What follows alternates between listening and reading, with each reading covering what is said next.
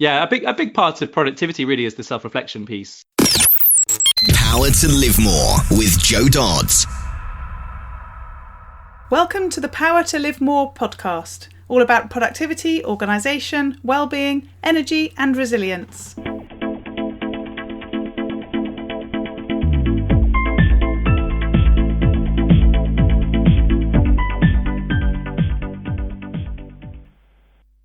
I'm Jo Dodds, and I started this show to enable interesting people to share their stories about how they use their power to live more, and by that I mean to do the stuff that they want to do more than the stuff that they need to or should do.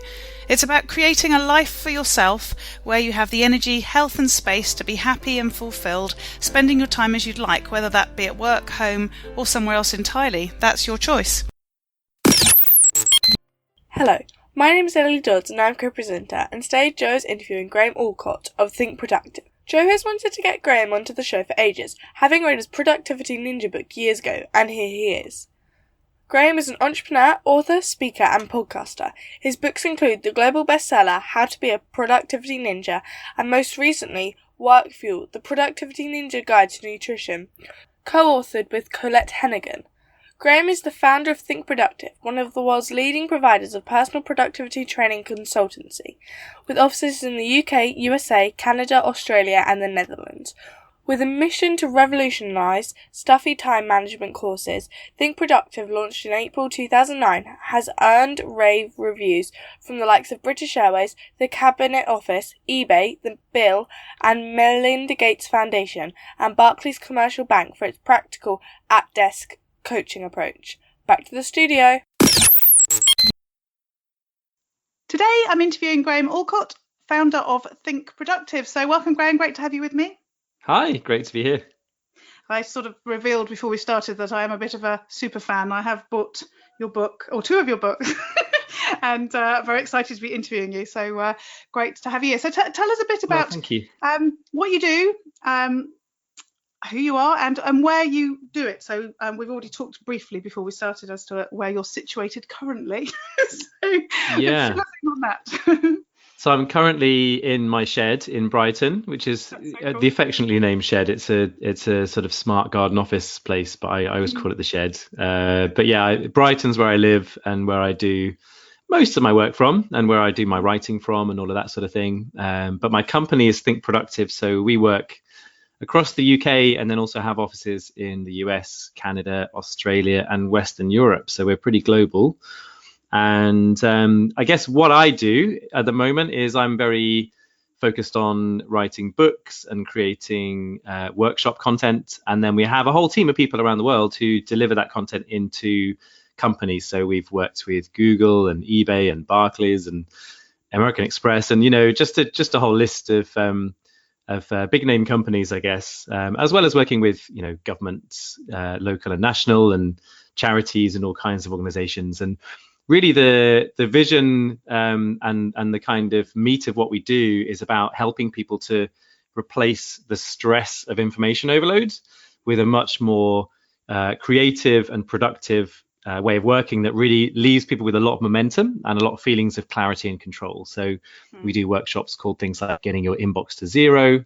My main book is called How to Be a Productivity Ninja. So we have a couple of workshops that very much take that content into people in either very small kind of, hour and a half chunks or whole day kind of chunks, and other stuff about meetings and various other bits. So yeah, the main sort of bulk of the work really is just helping people to get more control over their lives and feel less busy and overwhelmed. And even when you're overloaded, it's possible to not feel overwhelmed and it's possible to feel in control. So that's really the main kind of meat of what we do as Think Productive. And what about where that's come from? Because everything I see of what you do is sort of on the same wavelength as where I'm coming from, which seems to be quite the sort of modern productivity, looking after yourself, having the energy, all that sort of stuff. And, sort of 30 years ago when I was first in corporate, we were doing time management training and we don't really talk about it in those terms anymore. And obviously the world has changed massively in 30 years in terms of digital and sort of bombardment of information. So talk us through sort of why and how you got to where you are now in terms of what you're delivering. Yeah, I mean, so on that time management point, very early on in How to Be a Productivity Ninja, I say time management is dead and long live attention management. And, really, if you think about what's changed in the last 30 years, it's all about really just the frequency of information. Actually, a lot of the way that we need to think about stuff is pretty much the same. It's just that we have a lot more distractions and there are a lot more competing priorities. But really, a lot of the kind of core behaviors that are needed psychologically to get in control and have clarity are pretty much the same. So we talk a lot about attention management, how to manage distractions, how to manage, obviously email is a huge distraction. Our own thoughts are a huge distraction. When there's so many things going on, it can be really easy to kind of go down the rabbit hole and, take ourselves away from the stuff that really matters. And I use this phrase a lot in workshops, which is making space for what matters. And I think, that's the important thing is in two ways. Firstly, about how to make sure that those bigger priorities don't just sit on the to-do list week after week after week, and you really make that space to focus on the stuff that really adds value. And then also just in terms of our thinking, our thoughts can be so crowded by just the level of different information inputs that kind of compete for our attention. And one of the things that I'm very big on is just the idea of creating space for thinking. And I feel like thinking is one of the most underrated business practices. It's honestly, I think, the superpower of business these days is, the people who really succeed are the ones who carve out the space to think and to think deeply and to think reflectively and creatively and strategically. And, really a lot of what I'm focused on is how to get people to that place and how to get people to a place where they don't feel guilty for taking time away to think when there's so many other things on the hamster wheel that they feel like they need to do. Absolutely. It's interesting. Lots of organisations, as you know, are looking at the whole concept of flexible working and people working from home and so on. And that's quite hard for a lot of leaders because they're sort of used to being able to see people and see what they're doing. And people are less focused on sort of output and performance. And they need to be, because that's how you allow those things to happen, isn't it? But it's the same with the thinking piece, isn't it? That, sitting there watching somebody gaze out of the window, for example, where they may be thinking, doesn't sort of feel very productive when you don't know any different. Yeah, I mean, so one of the productivity ninja characteristics is that we are human and not superhero, and there's a couple of aspects of that. So if you're a productivity ninja and you're doing all this stuff really well and you've got really great habits, you'll often look like someone in the office who just has these special powers and just seems to be able to do all this amazing stuff. But actually, all of us, however productive we are, we're all human beings, and human beings have so many biases and so many foibles and kind of weirdnesses about us that, certain things like gazing out the window and doing really deep thinking are kind of frowned upon, or they're seen as weird, or they're seen as not the most productive thing. And if you see someone tapping their keys really frantically, then you feel like they're doing more work than someone who's really deeply thinking. And actually, so French and Saunders, where they just do that when they look like they're exactly.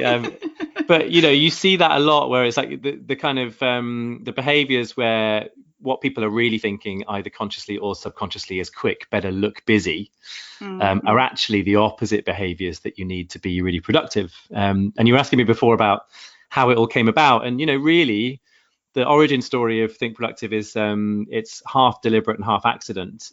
So the accident is I totally fell into it.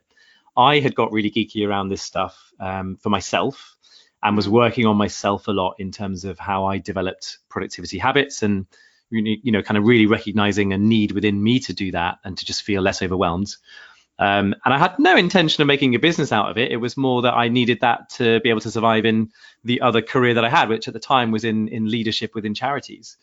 And then it just really occurred to me, I kind of fell into doing a couple of lunch and learn sessions for a couple of charities that I was working with.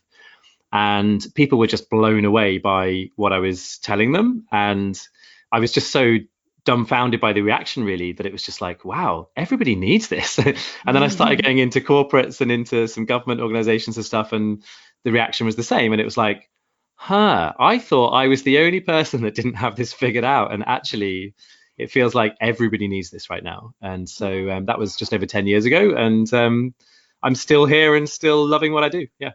And what about organizations and bringing this training in? Is it something that, because it feels like in the sort of sort of entrepreneurial space where people are more focused perhaps on personal development, that it's been something that people have been talking about for quite a while. But I also work in corporate. I specialize in employee engagement in my other career. And I'm not sure that this does get talked about as much as it does, in the other side, if you like, of business. What's your experience? I'm not sure about that, actually. I think, yes, I think there's definitely more of an emphasis on personal development and an openness to that stuff in startup culture and in smaller organizations, I think.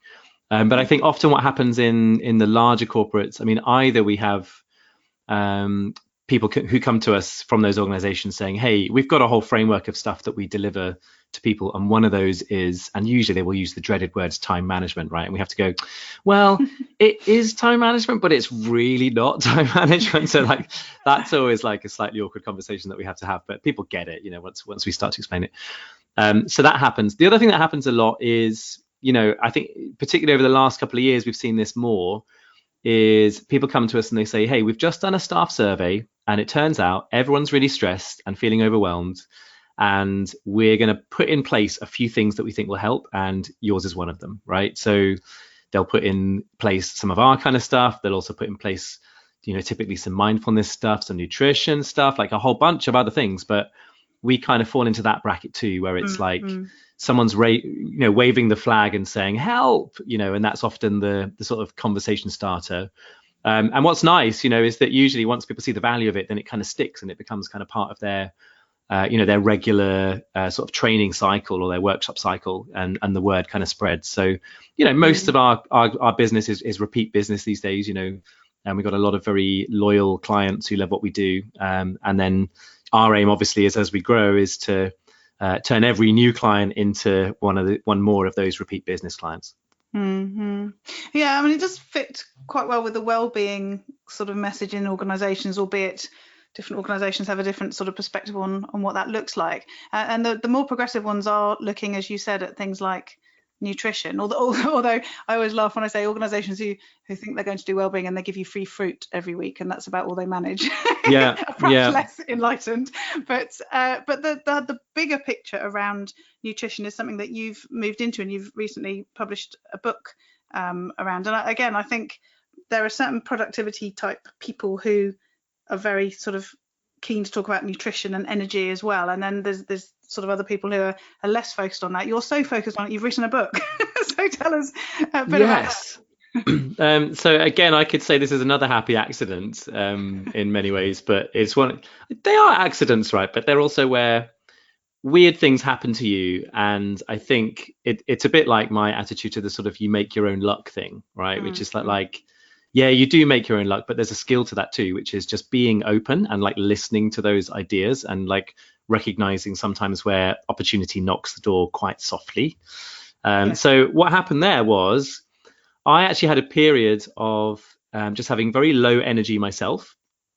I was applying all my productivity ninja techniques. So, in my mind, there's very little else I can do that will make me more productive, but yet still at 3 o'clock, 4 o'clock in the afternoons, particularly later on in the week, I was just really slumping, and I just had no energy and really just didn't know what to do about that. I then also had a period a bit more serious than that, where I actually had depression and was on happy pills for a bit and all of that, which thankfully I've come through. But during that time, I reached out to someone who I'd worked with a couple of times before on a couple of those corporate wellness days, called Colette Hennigan. And Colette is a nutritionist. She's an absolute nutrition geek. She's got about 3 degrees in it. She knows more about that stuff than anyone I know. And I reached out to her and I said, hey, I need you to coach me in this stuff. And part of it was about, I want to get that energy back and I want to make sure that I don't sort of slump sort of later on in the day. And part of it was just about general mental health and just saying, hey, like, tell me what's going to help me with stress and what's going to help me with just feeling happier. So that was really the starting point. We had about 3 to 6 months where I would send Colette a photo of every single thing I was eating or drinking on WhatsApp. So I'd take a photo of it, send it on WhatsApp. And this was basically our coaching method. She'd never done it like this before. And she just said, hey, let's just try this. And it worked really well. So it made me more mindful of what I was eating. And also it gave her such a good snapshot and insight the whole time that she could send back little thoughts saying, hey, this is great, but like swap this for this, or that's really good, but maybe a bit more protein. And just those simple little things, not to say throw your whole diet out and start again, but just more, what can you tweak? What can you upgrade here that will really make a difference? And the results were pretty instant. Honestly, within about 2 weeks, I just felt so much better. And I can honestly say I do not get 4 p.m. slump anymore. Like it's gone. Like it's totally gone. So that was the start point. And then we just got talking, and my publisher at the same time was saying to me, we want to do a whole series of books called the Productivity Ninja Guide series. And what would you want to write about? And so we had a few other ideas. So we had one about meetings and one about email and various other ones. But the one that just really felt like the most pertinent to me was to write a book with Colette called Work Fuel, and to really base it on how to eat to have the best energy, and to have the best energy for productivity, but also to have the best energy for kind of happiness and energy in life too, right? It's not just about getting more output at work. It's about how to eat to really just feel like you're thriving. So that's Work Fuel. I'm super proud of it. It came out a couple of months ago, and honestly, some of the reviews and some of the messages that I've been getting about it, like it's just one of those things that it really feels like people are adopting it and buying it for their friends and all of that. And I'm just really excited about it. It's been a really interesting journey over the last couple of years with it, but to have it out there in the world, I'm just super proud. Yeah, and I think the idea of it being about food being for fuel and about helping you to be energetic, it must be a great message for people, as opposed to it's about losing weight or just another diet or whatever. Absolutely, yeah. So it's deliberately not a diet book.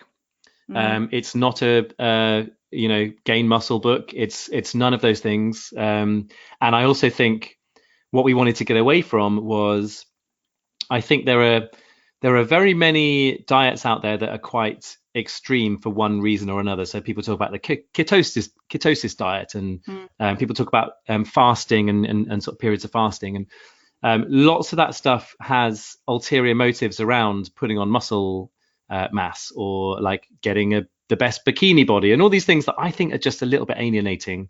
And fine for those people, and if that's what they want to achieve, then great. But I think what's really beautiful about what Colette does and what we've put in the book is that most of it is just really common sense stuff. And there's all the technical aspects in there about what particular foods are better than other particular foods, and things to swap out and upgrade, how to eat on the go, how to have something nutritious when the only thing in the airport is McDonald's. Literally there's even things you can do in that situation. So the idea is to really bring it to a place where it doesn't feel overwhelming. We're not asking you to do a massive transformation of what you eat, but with those simple little changes, you can just make a huge difference. Yes, yeah, exactly. Well, I've got a copy, and I haven't started reading it yet. It's my summer reading. But cool. I just even the how to shop as a chapter heading really attracted me, because I think a lot of these things, you get all the sort of principles, and then the next stage is the putting them into practice bit, and you have to do that yourself. So there's a huge absolutely, and so there was a huge part of the book, not just that chapter. So there's a chapter on how to shop. There's a whole thing, and if people know my Productivity Ninja book, you'll know one of the characteristics is ninja preparedness. So there's a whole thing about how to be prepared, and there's stuff like how to travel on the go, what to eat on the go, and there's also a whole thing at the end about how to build habits, because I think, like you say, a lot of people know the information and then don't put it into practice. And there's that phrase, knowledge is the Booby prize, right? So if you know stuff but you've not implemented it, it's actually worse than not knowing it at all. So there's a big emphasis in the book on just how to actually make those habits stick. Colette told me something really that really stuck with me when we were doing the coaching part, which was I'd sent her a really bad lunch because I was busy and I was working from home, and I sent her some awful thing like toast with, I don't even remember what it was, probably just like beans on toast, or like something that was a bit like, and she sent me back this beautiful, something that you'd get in a cookbook or something, with halloumi and salad and nuts and all this beautiful stuff.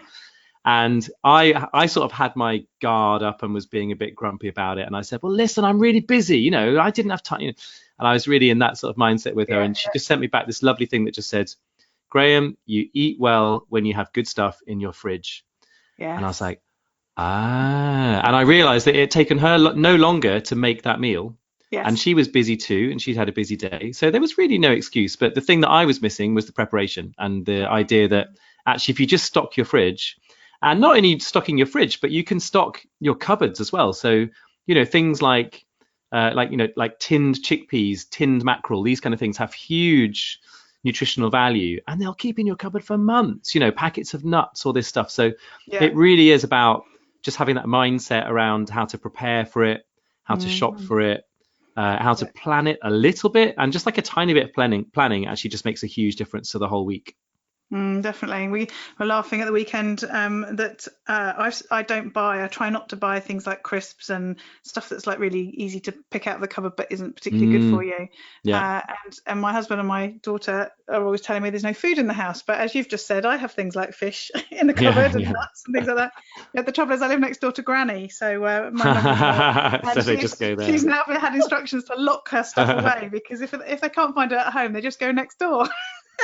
But there's a really good reason for that. So one of the other things in the book is don't use up your willpower at home, right? So the psychologist Roy Baumeister, who has studied willpower, has basically come up with the thesis that willpower is a depleting resource. So it's a bit like decision fatigue. You know, the number of decisions that you make through the day, it gets harder and harder to make decisions. Likewise, if you're looking at chocolate 20 times a day, if chocolate and biscuits are there every time you make a cup of tea, every time you wash up, every time you walk into the kitchen, you can only resist that stuff for so long before that resource just depletes, right? So if you can just make one really big decision once, which is not to put it in your house, then actually you save that willpower up and you have so much more of it for the rest of the day. And what that means is when you're out for dinner, have a dessert, right? So part of it also is not depriving yourself, but just being savvy about how you approach some of the structures around that, some of the decision making around that. Yeah, absolutely. Thank you. So what about getting things done? How do you organize your life? Because you obviously are a productivity ninja. You are the father of such things. You obviously are busy and you have lots going on. How do you manage your time? And that's, where you go, well, you can't manage your time. Yeah, well, exactly. So I can manage my attention. So the very short answer to that is I drink my own Kool-Aid. I follow my own rules. And I think there's a couple of things around that are really important to me. So one is having a really good up-to-date, what I call second brain. So that's basically a souped up to-do list. So it is all of my to-do list kind of actions, but it's also a list of all the projects that I need to do. It's a list of all the things where I'm waiting on somebody else to make the next move, but I still want to kind of track it and care about it. And it's also a list of good ideas for the future and all of that too. So that all lives in one place. I have an app that I use called Nosby for that. That's kind of my key app. And so that really is the structure. And then in general terms, what I've sussed out for myself is that particularly if I'm writing or I'm in a kind of creative project of some kind, I do my best work around that in the mornings. So I tend to kind of operate on a kind of 2 parts to the day model, where the first part of the day is very much, deep down in that create mode with as few distractions as possible. And then in the afternoon, I open it up a bit more to be much more collaborative. That's when I look at email. That's when I have my WhatsApp conversations with people. That's when I'm in meetings and so on and so forth. So we're recording this at basically 2:00 in the afternoon because I just don't do meetings in the morning. I protect my mornings very religiously because that's, for me, where I have my best attention. And it's funny because I also understand myself and I do things in the afternoon like this, but I do that because I don't want to do this sort of thing at all in the mornings, not because I'm like more able to concentrate or anything, but because I'm just a bit rubbish in the mornings. Yeah, well, and that's the thing, it's whatever works, right? We've got a couple of staff members at Think Productive who have a rule of no phone calls before 10 a.m. and it's like, I just know I'm really groggy at at 9:30. Guess what? You're probably not going to make great business decisions if you're really groggy. So like, why not? And I think we see this a lot in organizations as well. So on a really serious point, like when we go into organizations, One of the big missed opportunities, I think, within teams is to surface these kind of things. Yes. And, how do you like to work? Personal preferences, like when you're at your best, how to protect your attention, how you like to be communicated with. Those are things that often just never get time to be aired. And when they are aired, it's really powerful. And again, I think that's, the focus used to be very much about, well, this is how you can manage your time, using the old phrase, and this is a process that you can use, and this is what you should use. And it was all very prescriptive, 20 or so years ago. Yeah. And actually, most people understand that everyone's different now, and the sort of work that you're doing is around that, isn't it? It's about helping people to identify what they're like and also what their colleagues are like, in order that everyone can be working at the right times for them. I guess it's not always easy in a team, because you've got certain things, and if you've got people like you and me trying to work together, it'll work well for meetings, but not for concentrating time, because we'll be concentrating at different times. Yeah. But this is the beautiful thing, is that if you've got people concentrating at different times, then you've got people who can also answer the phone at different times, and people who can fill up the photocopier at different times, or whatever the other stuff that goes on in your office is, right? So I think usually once you start to put this together as a team, then some really nice plans usually emerge. So you've talked about Nozbe as your second brain. What other tools and apps would you recommend? There's probably tons, so your top 3 or something. Yeah, well, there are tons, and also you don't need any, right? So so I'll give you another 2. And this is a really boring, mundane one, but actually one that I just find so helpful, is WhatsApp voice. So recording voice memos on WhatsApp. There's 2 or 3 of my team members who we don't use email, and we communicate almost 100% through WhatsApp voice. And what I love about it is it's so quick and simple to use. You don't have to type, but also, whereas with email you don't get any kind of sense of tone, with WhatsApp voice it's like, I get whether this is a big priority or not, even though nothing has been said around that. Just the tone of voice just tells you so much. And so I just find that so helpful. It saves me so much time. The other one is an app called Quality Time, and there are various other apps that do the same thing as this. So there's Quality Time, there's Off Time, there's one called Freedom. And what these apps are basically are sort of tools that will block certain apps on your phone at certain times. So coming back to the attention management thing, for me, when I'm in the morning and I have what I call my proactive attention, I have that attention that is so valuable, and I can apply it to the most difficult stuff that I have to do and the most creative stuff that I have to do. Like, I want to treat myself like an absolute child in that moment, right? So I don't have access to Instagram, I don't have access to Twitter, I don't have access to I do have access to WhatsApp, but no notifications are coming in at that point. Google Chrome is not available. The Microsoft Outlook app on my phone is not available, so I can't see emails. So it really forces me to focus just in on that Word document, or just in on that podcast thing, or whatever the thing is that I'm creating in that moment, or just the pen and paper.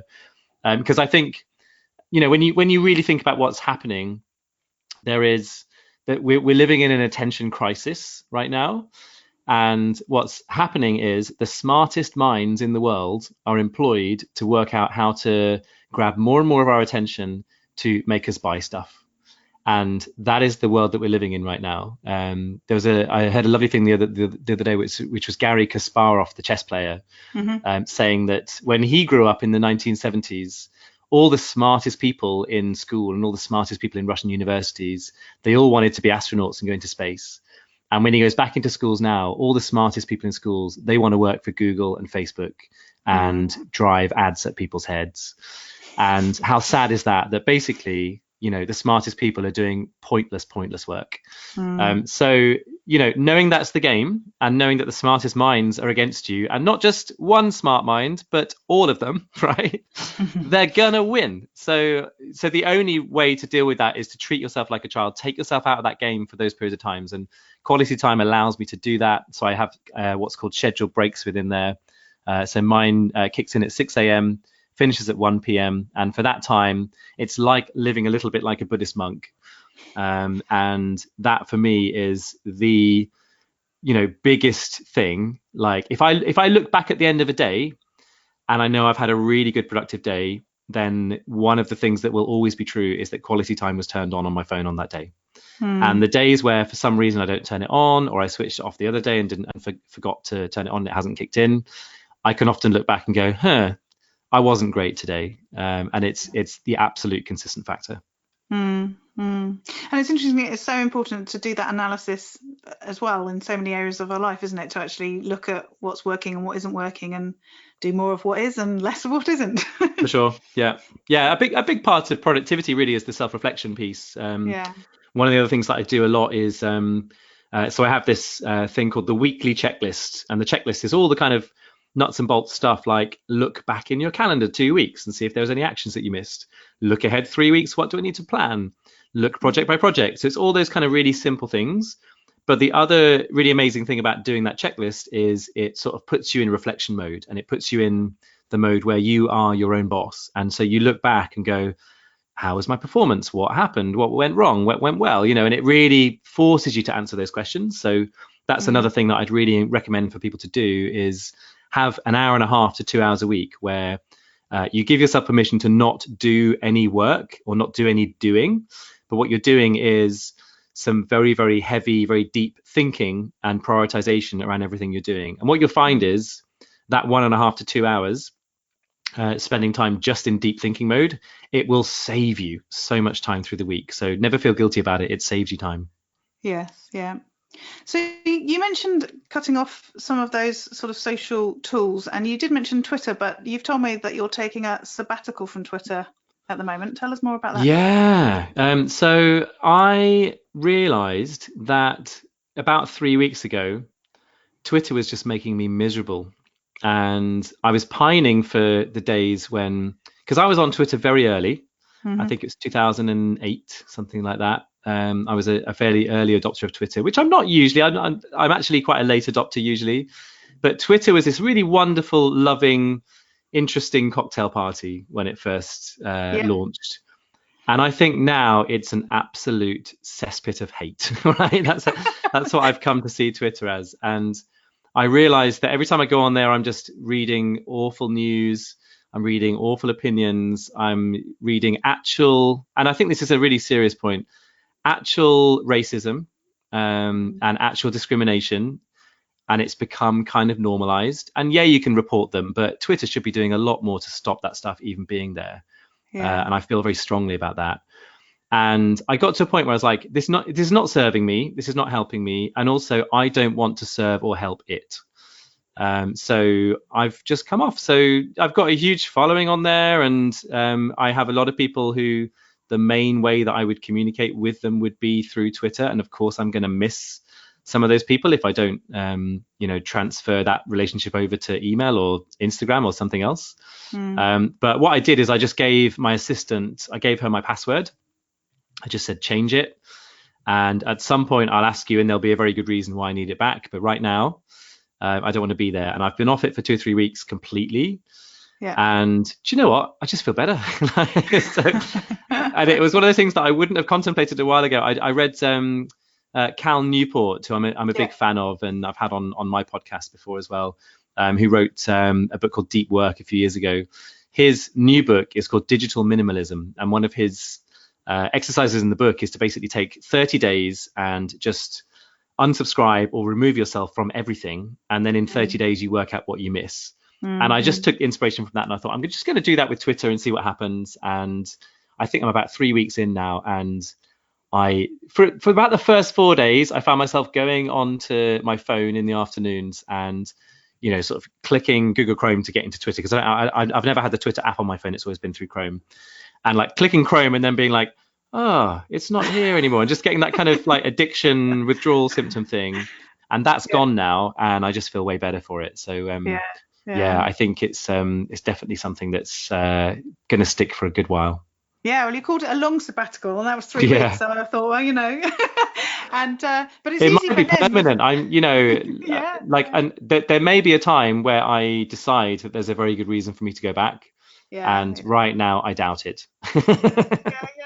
It's easy for Cal Newport to say come off it all though, because he's not on any of it, is he? If I remember.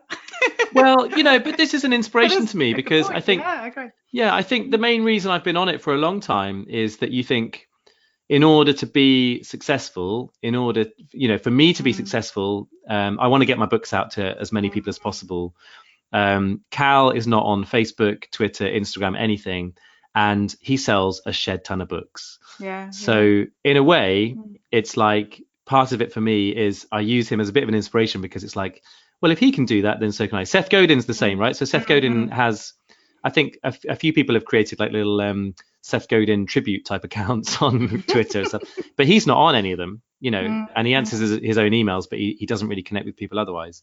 And again, he sells loads of books. So what that proves to me is there is a way of doing this stuff. There is no one solution, and there are a lot of kind of social media gurus who make money out of telling you to do it the exact same way as them and all the rest of it. And I think there are many ways to reach the same sort of success point.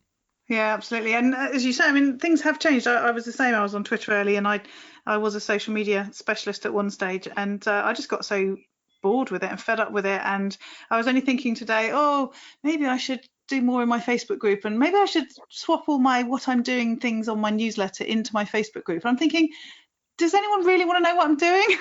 I look back on my shares. My shares are just people's articles that I find really interesting. I hardly ever share anything about what I do. So I'm not very good at doing social media anymore. But as you say, 10 years ago, there were some great relationships and great conversations, and it was a different place. It'll be interesting to see how it changes in the next 10 years, because things will start to unravel, I think, in different ways as well. Yeah, and it's the same with Facebook, right? So I've been saying to people for a year or so, Facebook is dying, and that was something that would have been unthinkable 5 years ago. Yes. Yeah. And I think Twitter I think if they're not careful, it'll go the same way. So, other routes to people. You mentioned you have a podcast too. Tell us a bit about that. Yeah, so my podcast is called Beyond Busy. And it's a kind of double meaning thing. So it's for people who feel like they're beyond busy. And it's also, how can we help you to get beyond that feeling of busy? And it's a passion project, really. And the idea is that I do sort of long form conversations with everybody from comedians to musicians to CEOs. Just interviewed an opera director at the Royal Opera House, and just a whole bunch of interesting people doing very different jobs, and people who are really kind of, I guess, unified by the theme that they are either really good at what they do or really love what they do, or both. And the only thing I've learned from doing lots of long form interviews with successful people is that humans are weird. That's like my only conclusion from the whole thing. But that's what makes it fascinating, So I'm just always really interested in kind of what motivates people, what scares people, what makes people tick. I just think that's, for me, just like a really fascinating area. And the conceit of it really is like a triangle where you've got on one end of the triangle productivity. So I do talk to people about productivity because that's kind of my thing. And on another edge of the triangle is work-life balance. So, I think there's a tension there between people who are addicted to productivity and then have no work-life balance. And, if you're so focused on work-life balance, maybe you don't have enough productivity. And then really the top end of the triangle is happiness and success, just small questions, but, how do you define happiness and success? And, actually, I think a huge part of the reason why I wanted to do that podcast, aside from the fact that I've got a book deal to write a book called Beyond Busy, which is going to be a long project. And I told them at the very beginning, I wanted to really take my time with this and research it. And, this is a kind of 5 to 10 year project for me, because it's really my book about the meaning of life. And it's kind of it feels very pressured to write about it. But, honestly, I think that the main reason for wanting to do that podcast was because I'm really fascinated by what I can learn from other people's answers. I think I've been on kind of quite a journey myself with that stuff over the last few years. Definitely recognizing that I didn't have great work-life balance, particularly in my 20s and early 30s. And I'm 40 now. and recognizing that my own sort of definitions around kind of happiness and success and values have definitely changed and shifted. And just, I'm just fascinated by people. And, I always find I come away from every single one of those 1 hour conversations with at least one absolute nugget that kind of stays with me for a long time. Yeah. Yeah, absolutely. I think yours for me was the bit about, and I can't even remember I can never remember any of the quotes, the bit about knowledge and not applying it. What did you say? The Booby prize. Oh, knowledge is the Booby prize. Yeah. So last couple of questions then. Firstly, what do you do on those days where it all goes horribly wrong? When you have a bad day or it doesn't work quite as it's supposed to, how do you deal with that? I think when it all goes horribly wrong, I give myself permission for that to be okay. Right. So I think some, and you know what, that was never something that I could say a few years ago. But we have the same thing in the office. So I come back to that productivity ninja being human and not superhero thing. I think if productivity was about how do you program AI robots to be more productive, it'd be the most boring subject to ever think about or write about. But the fact that it's about humans, and the fact that humans are weird and different and have all their failures and foibles and baggage and everything else, that's what makes it fascinating. And, for me, we've had instances where people in the Think Productive office have done something wrong, something's gone wrong or something's failed or whatever. And my email back to them or my message back to them or what I say back to them if we're face to face is always like, congratulations, this is a reminder and proof that you're human. And so for me, I don't care about it that much, so basically. And, I think it's, there's always the things that you need to apologize to clients for, right? And all that sort of thing. But actually, when you're just having a bad day or something goes wrong, the great thing is the sun goes down and then the sun comes up again. And I give myself permission to write a clean slate and make tomorrow another day. Yes, yeah, absolutely. So last question then, what about those days where you get the chance to live more, which is what I talk about in terms of getting to do more of the things you want to do and less of the things you feel you should do or you have to do, which is aligned with something you said earlier about your sort of outlook, but you just use different words for it. So what's what does living more feel like to you? What does that day look like? Yeah, I mean, when you first asked me that question, I think my first response was actually a non-work kind of thing. So I'll do that one in a minute. But I think in a work sense, I think I figured out a few years ago, like a series of kind of values that really drive me. So one is about kind of kindness and empathy. I think and come back to that whole Twitter conversation, like why is Twitter bad now? It's because it's a place where there is no kindness and empathy anymore. And that's what it used to be. So I volunteer with a choir project for homeless people, and that's on a Monday evening. And Mondays always feel like I've lived more, just because I feel like I'm kind of embodying that kindness and empathy in such a big way. And my other values are kind of ideas and innovation. So coming up with kind of ingenious solutions to problems is just what buzzes me. Freedom, and then the other one, which is pretty obvious for given what I do around productivity, is like I just have a real problem with like waste, and I just get a real buzz out of like anything that kind of increases efficiency or increases the way people are able to use their resources in a better way. And that's just the thing that really kind of buzzes me. So like in a work sense, it's all down to like those 4 sets of values really. But then the other thing about living more, so I'm a big fan of the Toronto Blue Jays baseball team, and I'm also a huge music fan, and particularly jazz. And my sort of ideal day is either watching the Blue Jays in New York or Toronto, and then either going to the Rex Jazz and Blues Bar in Toronto or Smalls Jazz Club in New York. And I can usually time it a couple of times a year where there's like a baseball game in the daytime and then there's amazing music at night. And like for me, like those are the days that I really I come away from just buzzed for weeks and weeks after a day like that. Brilliant. And I think you're probably the first person to actually describe an actual day as opposed to an ideal day. So there you go. It's all about being productive, isn't it? And retention and all that stuff. Excellent. Thank you so much, Graham. It's been great interviewing you. Thank you for joining me. Thank you. So how can people find out more about you and connect with you? Yeah, so a multitude of places. As I say, I'm not really on Twitter anymore, so probably don't go there.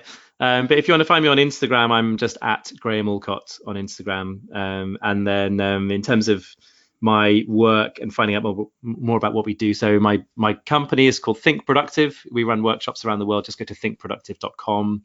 I run a small number every year of masterclass events in London. So if you're anywhere near London, go to grahamallcott.com/masterclasses and you'll be able to buy tickets for those. And my podcast is Beyond Busy, which you can just search on any podcast app and Spotify, but it's the website is getbeyondbusy.com if you want to kind of trawl back through show notes and episodes and all that kind of thing.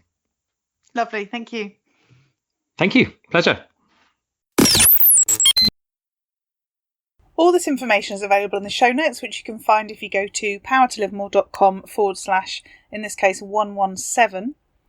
And this week I'm still away, still in my caravan, and this is the sort of family holiday bit of the summer. So little Doddsy is now off with her friends, her camping friends, so I actually haven't really seen her. In fact, she was just saying that Granny arrives tomorrow and she feels a bit sorry for Granny that she doesn't feel she's actually going to see very much of her, as it's Granny's first time camping in Scotland.